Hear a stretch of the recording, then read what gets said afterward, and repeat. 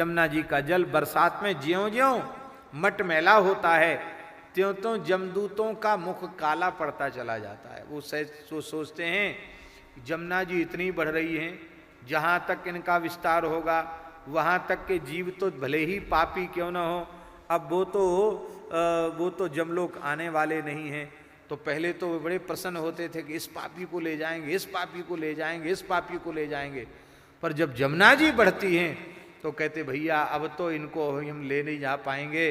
उनका मुंह काला पड़ जाता है कि अब उनका कोई आसरा नहीं रह गया कि मैं यमलोक किसको ले जाएं।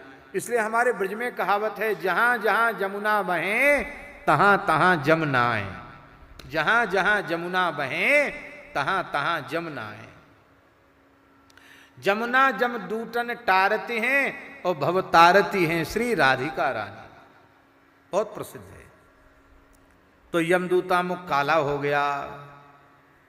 लहे आढ़न, आढ़ माने सहारा, उन यमदूतों को किसी का सहारा नहीं रह गया। अब तो यमुना जी की कृपा से जो भी यमुना जी के भगत हैं वो सब यमुना जी की कृपा से श्री कृष्ण चरण कमल को प्राप्त कर लेंगे। श्री वल्लभाचार्य महाप्रभु जी ने कहा है, नमोस्तु यमुने सदा तव चरित्र मत्यद्भुतम न जातु यम यातना भवति ते पयपानतः यमोपि भगिनी सुतान कथम हन्ति दुष्टानपि प्रियो भवति सेवनात् तव हरेर यथा गोपिका। श्री वल्लभाचार्य महाप्रभु जी कहते हैं, हे यमुना जी आपको सदा नमस्कार है, आपका चरित्र बड़ा अद्भुत है। तब चरित्र मत्यद्भुतम, क्या अद्भुत चरित्र है? बोले आपका चरित्र ऐसा अद्भुत है कि जो जीव आपके जल में आचमन करता है, आपका स्नान करता है, वो यम यातना को प्राप्त नहीं करता। न जातु यम यातना भवति ते पयपानतः। क्यों क्यों नहीं यम यातना प्राप्त नहीं करता? कहते यमोपि भगनी सुतान, जमुना जी में गोता लगा लिया, जमुना जी के गर्भ में चला गया, वो तो जमुना जी का पुत्र हो गया। और जमुना जी से संबंध हो गया, जमुना जी का पुत्र हो गया तो यमराज का भांजा हो गया, क्योंकि यमराज यमुना जी के भाई हैं।